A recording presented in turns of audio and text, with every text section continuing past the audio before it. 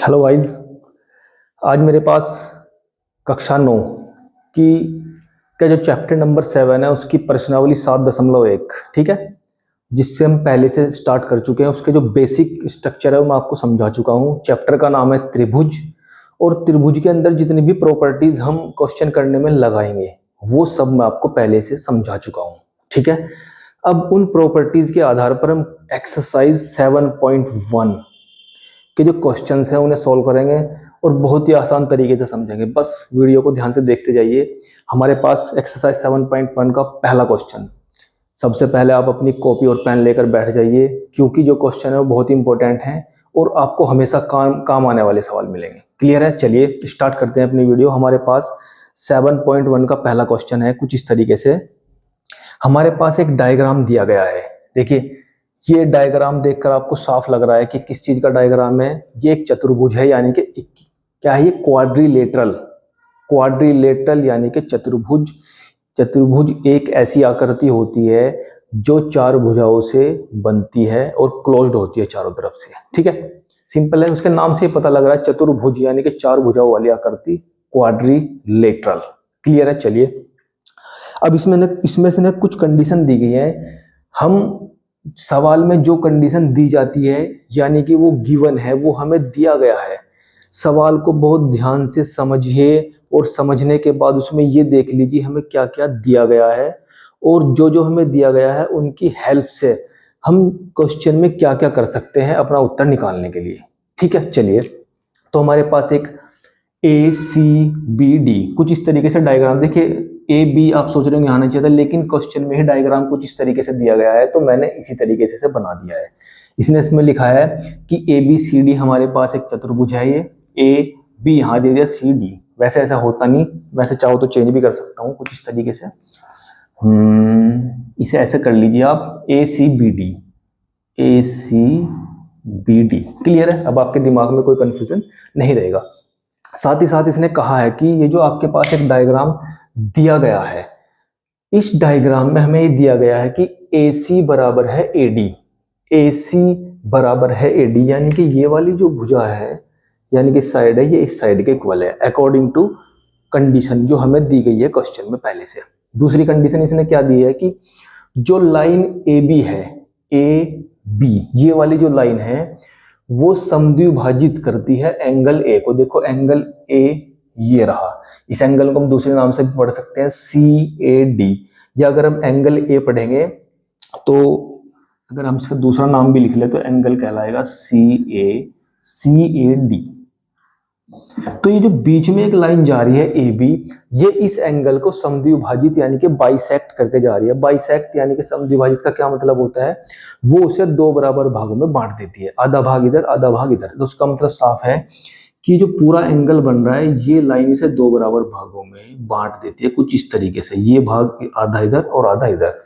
वो कितने भी हो सकते हैं क्योंकि हमें इसकी माप पता नहीं है, बस हमें ये दिया गया है कि वो दोनों आपस में इक्वल होंगे क्योंकि वो लाइन उन्हें बाइसेक्ट यानी कि समद्विभाजित करके जा रही है, ठीक है। चलिए, तो इसके बाद हमें ये कंडीशन जो दे दी, इसके बाद इसने कहा कि शो दैट यानी कि दिखाइए त्रिभुज ABD, ये त्रिभुज का साइन होता है ABD यानी कि जो नीचे वाला त्रिभुज है ये सर्वांग सम। मैंने आपको कल पिछली वीडियो में ये बताया था कि सर्वांग सम क्या होता है, और उस सर्वांग सम की कंडीशन को हम किन्हीं भी त्रिभुज के लिए कैसे प्रूफ करते हैं। क्योंकि हमारा चैप्टर त्रिभुज का चल रहा है तो बात त्रिभुज की ही करेंगे हम। क्लियर है? तो ये जो नीचे वाला त्रिभुज है ABD, ये वाला ABC के सर्वांग सम शो करना है हमें। बीच में कहीं का चिन्ह लगा है सर्वांग सम का, तो ये हमें शो करना है, यानी कि ये हमारा उत्तर फाइंड करना है अकॉर्डिंग टू कंडीशंस जो हमें दी गई है। चलिए, क्लियर है? देखो, ध्यान रखना है जब हमें दो त्रिभुजों को सर्वांगसम दिखाना होता है तो जिन त्रिभुजों को हमें सर्वांगसम दिखाना होता है सिर्फ उन्हीं की बात करेंगे और उन्हें हम दिमाग में रखेंगे। तो हमें इसे और इस त्रिभुज को आपस में सर्वांगसम दिखाना है तो इन्हीं की बात करेंगे, ठीक है। प्रूफ देखते हैं कैसे करेंगे हम। प्रूफ यानी कि जो उसने हमें पूछा है उसे हम कैसे प्रूफ करेंगे। चलिए, तो लिख लेते हैं पहले कौन कौन से त्रिभुज लिए हम लिए। इस वाले त्रिभुज में और इस वाले त्रिभुज की बात करते हैं। इन ट्रायंगल ABD और ABC एंड ट्रायंगल ABD। जिन दो त्रिभुजों को हमें सर्वांग शो करना है दोनों हमने उठा के यहाँ रख लिए। ये दोनों त्रिभुज सर्वांग कब होंगे? जब हम उन 5 कंडीशन में से कोई एक कॉन्ग्रुएंसी की यानी कि सर्वांग क्षमता की कंडीशन यहाँ पर शो कर देंगे। अगर हमने वो कंडीशन कौन सी SAS, AA, ASA उनमें से कोई भी एक कंडीशन यहाँ पर हमने प्रूफ कर दी तो हमारा काम बन जाएगा। Very easy. चलिए प्रूफ करते हैं। देखिए अभी ये वाली साइड देखो, ऊपर वाले त्रिभुज की ये वाली साइड, नीचे वाली त्रिभुज की ये वाली साइड आपस में इक्वल है क्योंकि हमें ये कंडीशन दी गई है। तो यहाँ लिखेंगे AC बराबर है AD। AC बराबर AD क्यों बराबर है? हमें पहले से गिवन है, दिया है। हमें इसमें कोई कारण लिखने की जरूरत नहीं क्योंकि हमें पहले से दिया गया है, तो वहां लिख देंगे दिया है क्योंकि सवाल में दिया गया था पहले से। चलिए दूसरी बात, ये वाला एंगल और ये वाला एंगल आपस में इक्वल है। देखिए क्योंकि इसने कहा कि ये लाइन इसे बाइसेक्ट कर रही है, समद्विभाजित कर रही है, तो ये वाला एंगल और ये वाला एंगल हाफ हाफ है यानी कि आपस में बराबर है। तो angle CAB is equal to है एंगल BAD। ये भी हमें पहले से गिवन है क्योंकि सवाल में पहले से दिया गया है कि वो बाइसेक्ट करके जा रही है, बाइसेक्ट करके जा रही है तो उसका मतलब आपस में इक्वल होंगे। तीसरी बात, अब ध्यान से देखो, ऊपर वाले त्रिभुज और नीचे वाले त्रिभुज में ये वाली जो साइड है ये दोनों में कॉमन है। ये ऊपर वाले त्रिभुज में भी आ रही है और नीचे वाले त्रिभुज में भी आ रही है। इसका मतलब अगर ये दोनों में आ रही है तो दोनों में कॉमन है भैया, तो इसका मतलब दोनों में इक्वल होगी। तो यहाँ लिखेंगे जो side AB is equal to होगी AB। क्यों? क्योंकि ये कॉमन लाइन है। कॉमन लाइन हिंदी में बोलते हैं कॉमन को उभयनिष्ठ, उभयनिष्ठ रेखा। देखिए S यानी कि side equal, A for angle equal, S side यानी कि कौन सी कंडीशन आपने दिखा दी? SAS यानी कि दो त्रिभुजों में आपने दो साइड इक्वल दिखा दी और एक एंगल इक्वल दिखा दिया, तो इसका मतलब कॉन्ग्रुएंसी की जो कंडीशन है वो कंप्लीट हो चुकी है। ठीक है, तो देखिए ध्यान से, तो इस प्रकार हम लिखेंगे, इस प्रकार जो आपका ट्रायंगल AB कहाँ गया भैया? ये रहा ABC, जो है वो सर्वांगसम यानी कि कॉन्ग्रुएंट होगा ट्रायंगल ABD के। ध्यान से देख लीजिए, जहां आपने उनमें से कॉन्ग्रुएंसी की कंडीशन में से कोई सी भी एक कंडीशन फॉलो करा दी, जैसी आपने फॉलो कराई आपका काम बन गया। बस आपको नीचे फिर ये लिखना है कि इसका मतलब वो दोनों जो ट्रायंगल है जिनके लिए आपने वो कंडीशन शो करी है वो आपस में क्या हो जाएंगे? सर्वांगसम हो जाएंगे। सर्वांगसम का मतलब होता है वो कॉन्ग्रुएंट हो जाएंगे। क्लियर है? देखिए बहुत ही आसान काम है। जो कंडीशन आपको क्वेश्चन में दी गई ना, ध्यान से पढ़िए, क्या दिया गया है नोट कर लीजिए। नोट करने के बाद फिर हमें क्या दिखाना है और उन दी हुई कंडीशन को हम उसमें कैसे अप्लाई कर सकते हैं उन दोनों त्रिभुजों को सर्वांगसम दिखाने के लिए। तो इस तरीके से हम इस एक्सरसाइज के सारे क्वेश्चन करेंगे। बहुत ध्यान से समझते जाइएगा। ठीक है, थोड़ा सा और आगे बढ़ते हैं, क्वेश्चन नंबर 2 समझते हैं हम। ठीक है, क्वेश्चन नंबर 2। ठीक है, क्वेश्चन नंबर 2 भी बस इसी तरीके से देखिए, सामने मैंने डायग्राम बना दिया है। सामने वाले डायग्राम को देखकर हमें ये सोचना है कि सवाल में क्या कंडीशन हमें दी गई है, उन कंडीशंस को ध्यान से लिख लेते हैं। देखिए हमें क्या कहा है इसने कि हमारे पास एक चतुर्भुज है ABCD यानी कि क्वाड्रिलेटरल ABCD, क्योंकि इसमें 4 साइड्स हैं, तो 4 साइड्स हैं तो उसका मतलब क्या है? क्वाड्रिलेटरल यानी कि चतुर्भुज है, 4 भुजाओं से निर्मित एक आकृति है यानी कि एक फिगर है।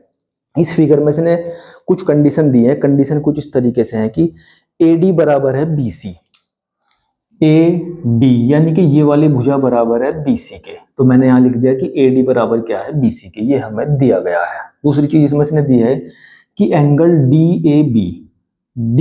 DAB यानी कि ये वाला जो एंगल जहां मैंने पूरा मार्क किया ये बराबर है एंगल CB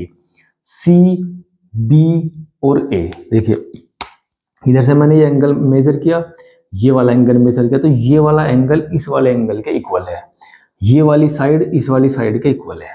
ठीक है, ध्यान से समझ लीजिएगा मैं क्या समझाना चाह रहा हूं।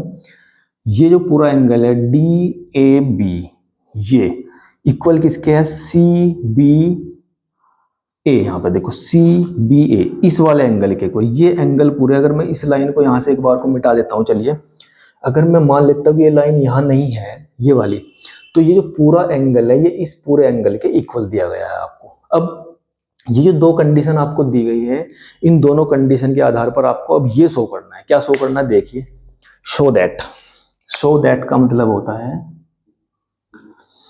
ये आपको आंसर फाइंड करना है, यानी कि आपको दिखाना है इन कंडीशन को लेकर। क्या, ट्रायंगल ए बी डी, यानी कि ये वाला ट्रायंगल, देखिए इतना ट्रायंगल कॉन्ग्रुएंट है, यानी कि सर्वांग है किसके, बी ए सी, इस वाले त्रिभुज के कॉन्ग्रुएंट शो करना है हमें। कौन सा, ए बी डी इस वाले के। देखिए ध्यान से, मैंने बाहर निकाल लेता हूँ, कंफ्यूज हो जाएगा नहीं तो। ए बी डी को यहाँ ऐसे बना लेता हूँ, थोड़ा सा यहाँ को ले लेते हैं, कुछ इस तरीके से बना हुआ है। देखिए ए डी बी ऐसे है भैया, यहाँ निकाल लेता हूँ। ये तो हो गया ऊपर वाला त्रिभुज, यहाँ लिख लेता हूँ मैं ए बी, और ये हो गया डी। नीचे वाला देखिए कौन सा है, देखो जिस त्रिभुज को हमें कॉन्ग्रुएंस दिखाना है सिर्फ उन्हीं को बाहर निकालना, बाकी से हमें कोई मतलब नहीं है। क्यों फालतू के झंझट में पड़ना, किसी और की लड़ाई में हम क्यों कूदें, सिर्फ जो हमें जरूरत है वो निकाल लेंगे। तो ए बी डी निकाल लिया आपने बाहर, ए बी डी। दूसरे की किसकी जरूरत है, बी ए सी, यानी कि नीचे वाला कुछ इस तरीके से होगा। देखें बी, देखो बी ए सी, यहाँ थोड़ा सा नीचे गए और ये वाली भुजा यहाँ होगी भैया, अगर आप डायग्राम को समझ पा रहे हैं। देखो मैंने अलग इसलिए निकाल लिया है ताकि आप समझ लें, ठीक है। तो ये हो गया आपका ए बी सी। अब देखिए कंडीशन क्या दी गई है हमें, ये वाला एंगल इस वाले एंगल के इक्वल है, ठीक है। देखिए ध्यान से, बी एंगल ये रहा, ए एंगल ये रहा, ये एंगल इसके इक्वल है। दूसरी बात, जो ए डी साइड है ये वाली, ये किसके इक्वल है, बी सी के, यानी कि इसके इक्वल है। दो चीज इक्वल होगी। अब देखिए तीसरी चीज क्या है, आप इसमें ध्यान से एक चीज देख रहे हैं, ए बी जो है वो इस त्रिभुज में भी आ रही है और ए बी इस ट्रायंगल में भी आ रही है, दोनों में कॉमन है ना। बस यहां आपने किन्हीं दो त्रिभुजों में तीन चीज कॉमन देख ली, तीन चीज जहां आपने कॉमन देखी, इसका मतलब वो कॉन्ग्रुएंट की कंडीशन को फॉलो कर रहे हैं। इसका मतलब वो दोनों त्रिभुज आपस में कॉन्ग्रुएंट है, यानी कि सर्वांगसम है। और सर्वांगसम है तो वही तो कंडीशन आपको शो करनी है, ठीक है। चलिए देखिए, अब मैं लेता हूं यहाँ अपना प्रूफ करता हूं। प्रूफ, कौन कौन से ट्रायंगल, एक तो यह इन triangle A B D and triangle B A C, वो दोनों ट्रायंगल मैंने बाहर निकाल लिए। देखिए ध्यान से, क्योंकि यहाँ आपकी वो एक ही घोच हो जाएगा, एक ही जगह घोच होगा तो आपका दिमाग में घोच हो जाएगा, केमिकल प्रॉब्लम हो जाएगी, इसलिए मैंने दोनों त्रिभुजों को अलग अलग बाहर निकाल लिया समझाने के लिए।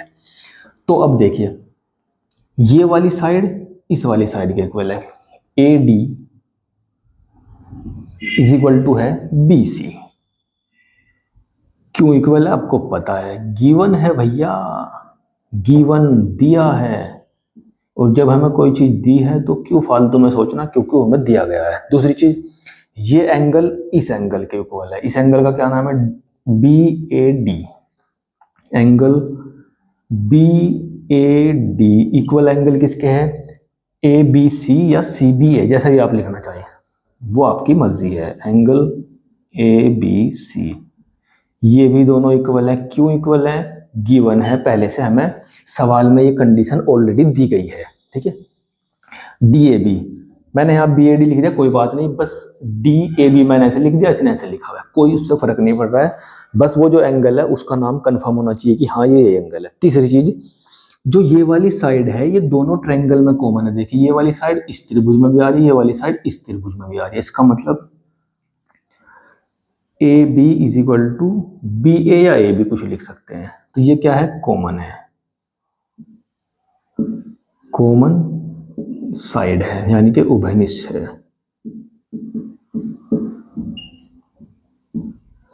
उभयनिष्ठ भुजा। देखिए ध्यान से क्या किया मैंने, ये आपकी साइड हो गई, ये आपका एंगल हो गया, ये आपकी साइड होगी, तीनों को मिलाकर क्या बन गया, एस ए एस। बस कॉन्ग्रुएंसी की कंडीशन प्रूफ होगी भैया, वेरी इजी। मैंने आपको बताया था कि अगर आपको ये त्रिभुज का चैप्टर पढ़ना है तो कॉन्ग्रुएंसी की जो कंडीशन है उसकी तो गांठ बांध लीजिए। अगर आपको वो कंडीशन नहीं आती ना तो ये जो प्रोग्राम मैं कर रहा हूँ ना ये कुछ समझ में नहीं आएगा। देखिए इन क्वेश्चंस में कुछ नहीं है, उत्तर सिर्फ 3 लाइन में निकलना है, 1 2 3। भाई ये तो क्वेश्चन था हमारे पास पहले से, उसमें तो वो तो आपको क्वेश्चन पहले से दिया जाएगा। तो जो कॉन्ग्रुएंट त्रिभुज आपको दिखाने हैं उसके लिए बस आपको 3 लाइनें लिखनी है और चौथी लाइन नीचे कॉन्ग्रुएंट के लिख देनी है। और वो कॉन्ग्रुएंट कब होंगे, जब आप उन कंडीशन को ध्यान से याद रखेंगे कि कॉन्ग्रुएंट की कंडीशन कौन कौन सी होती है। तो उन्हीं में से एक कंडीशन है SAS, साइड एंगल साइड, ठीक है। तो हमने तीनों चीज इक्वल दिखा दी, इसका मतलब क्या होगा, ये दोनों त्रिभुज आपस में क्या हो गए 10 10 का नोट निकाल लीजिए। 10 का मतलब होता है इस प्रकार, ये वाला जो ट्रायंगल है, ट्रायंगल ABD, ये सर्वांगसम यानी कि कॉन्ग्रुएंट हो चुका है त्रिभुज यानी कि ट्रायंगल BAC। तो यही तो आपको दिखाना था भैया। कहाँ गया, कहाँ ये गया, ये रहा। देखिए ABD कॉन्ग्रुएंट है BAC के। देखिए बहुत ही आसान काम है, बस आपको कंडीशंस याद रखनी है बहुत ध्यान से। क्लियर है? कॉपी और पेन साथ लेके बैठे, साथ के साथ नोट करते जाइए। लीजिए मैं हट जा रहा हूँ आपके रास्ते से, कोई बाधा नहीं बनूंगा। सामने लिखा गया है, बहुत ध्यान से समझ लीजिए मैंने आपको क्या क्या समझाया है, ठीक है। उन दो त्रिभुजों को आप बाहर निकाल लें। क्लियर है? बाहर निकाल के समझेंगे आराम से कि हमारे वो त्रिभुज किस तरीके से कॉन्ग्रुएंट है और इस कंडीशन को बहुत इजीली समझ लेंगे। चलिए अब क्वेश्चन नंबर 3 की तरफ चलते हैं। देखिए क्वेश्चन नंबर 3 कुछ इस तरीके से है हमारे पास। मैंने एक बहुत ही शानदार सुंदर सा एक चित्र बना दिया आपके सामने, डायग्राम। कुछ इस तरीके से डायग्राम है। AB हमारे पास एक लाइन है, इस लाइन के ऊपर दो परपेंडिकुलर यानी कि दो 90 डिग्री का एंगल बनाती हुई रेखाएं हैं, एक उस कोने पर और एक इस कोने पर। 90 डिग्री का एंगल, यहाँ भी 90 डिग्री और यहाँ भी 90 डिग्री, समझते हैं ना। 90 डिग्री को हम लंब कहते हैं। एक रेखा के ऊपर जब एक दूसरी रेखा बिल्कुल ऐसे खड़ी रहेगी तो ये इसके साथ जो एंगल बनाती है 90 डिग्री का एंगल होता है, इसे हम परपेंडिकुलर बोलते हैं और हिंदी में आप इसे लंब बोलते हैं। तो ये जो रेखा है इस रेखा के साथ 90 डिग्री का एंगल बना रही है और उधर से जो CB रेखा है वो भी इधर से 90 डिग्री का एंगल बना रही है। तो ये भी एंगल 90 डिग्री है, ये भी एंगल 90 डिग्री है। दूसरी बात मैंने लिख दिया DA लंब, ये लंब का साइन होता है। कहीं का साइन होता है भैया? लंब।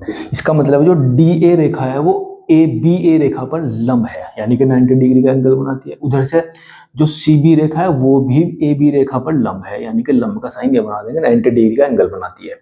और AD बराबर है BC। AD यानी कि ये वाली जो रेखा है वो इस रेखा के इक्वल है, बराबर है यहाँ पर। इसके बाद हमें ये कंडीशन शो करनी है कि जो OA है बराबर है OB के। हमें शो करना है कि देखिए बीच में इनका जो कटिंग पॉइंट है दोनों रेखाओं का, एक रेखा हमने जो ज्वाइंट किया है यहाँ पर, इसके द्वारा OA बराबर हमें शो करनी है OB, यानी कि ये वाला जो ऊपर वाली रेखा है ये नीचे वाली रेखा के बराबर होनी चाहिए, ये हमें शो करनी है। देखो अब हमें जो कंडीशन शो करनी है उस कंडीशन को ये देख लीजिए, वो दोनों की दोनों भुजाएं किस किस त्रिभुज में आ रही है। देखिए अगर हम इस वाली भुजा को देखें OE को, तो ये नीचे वाले त्रिभुज में आ रही, और जो भुजा यानी कि लाइन हमें इसके इक्वल शो करनी है ऊपर वाली OB, वो ऊपर वाले त्रिभुज में आ रही है, ऊपर वाले ट्रायंगल में आ रही है। क्लियर है? तो इसका मतलब अगर हम इन दोनों ट्रायंगल्स को ऊपर और नीचे वाले को आपस में कॉन्ग्रुएंट शो कर देंगे, तो जैसे ही ये ट्रायंगल्स कॉन्ग्रुएंट शो हुए तो उसका मतलब जो उनकी कोरस्पॉन्डिंग यानी कि संगत भुजाएं हैं और संगत कोण है वो आपस में इक्वल हो जाएंगे। ठीक है, चलिए तो मैं दो त्रिभुजों में लेंगे, हम प्रूफ करेंगे अपना कंडीशन। ट्रायंगल OAD और ट्रायंगल OBC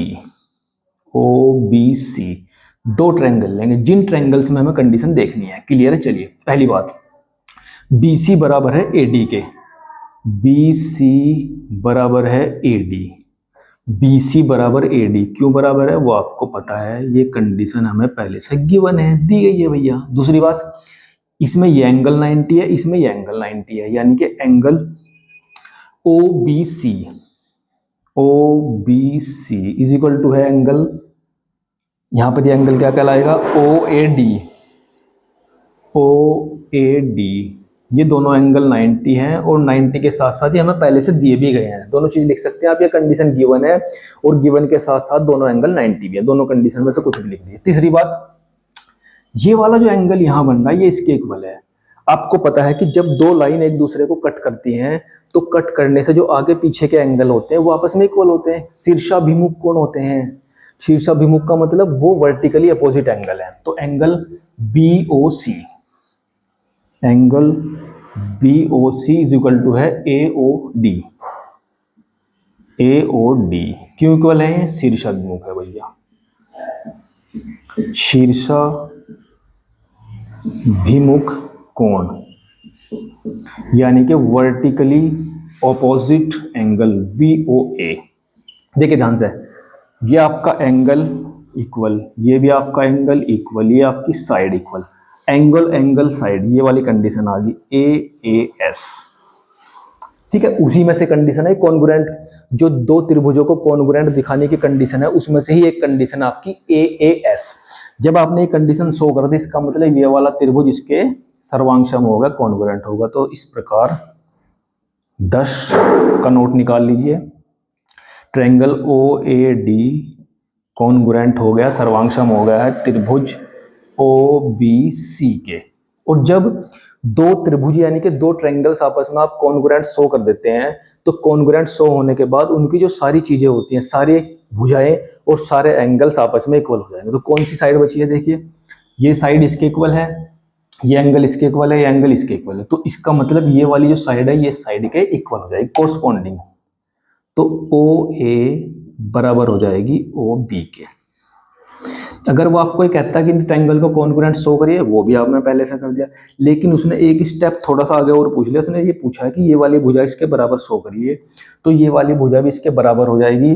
और अगर ये पूछता तो ये वाली भुजा भी इसके बराबर ही आती, ये भी पूछ सकता था आपसे ये। ठीक है, तो इस तरीके से अगर आप दो त्रिभुजों को आपस में कॉन्ग्रुएंट शो कर देते हैं तो कॉन्ग्रुएंट करने के बाद उनकी जो कोरस्पॉन्डिंग यानी कि संगत भुजाएं होती हैं, संगत का मतलब जो जिसके जैसी है।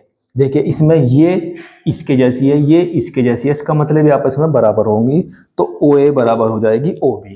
क्लियर है? देखिए इस तरीके से हम इसकी प्रश्नावली 7.1 के सभी क्वेश्चंस करेंगे। ये इसके मैंने पहले 3 क्वेश्चंस बता दिए हैं, इन्हीं के आधार पर हम आगे करते हुए बढ़ेंगे पूरी एक्सरसाइज। चलिए धन्यवाद, गुड बाय।